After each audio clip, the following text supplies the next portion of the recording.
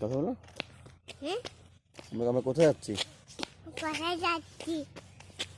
এটা এটা রুস্তুমপুরে যাওয়ার রাস্তা, তাই না? হ্যাঁ এটাকে পাশে কত সুন্দর সুন্দর বাগান দেখেছো? হ্যাঁ এগুলো দেখতে খুব সুন্দর। সুন্দর।